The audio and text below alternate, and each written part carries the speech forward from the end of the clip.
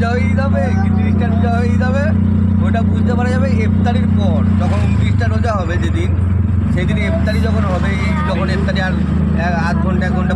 Hello guys, আমি চলে এলাম আবার দোকানে। হ্যাঁ, আমার এইটা পছন্দ হয়নি জামাটা, বুঝতে পারছি না, সেলাই দেখাচ্ছি। হ্যালো গাইস,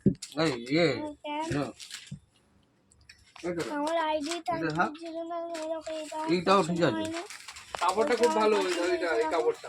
হ্যাঁ, ওইটা দিয়ে ততটা এইটাই বেশি কালার দিয়েছিলাম, দুটো কালার।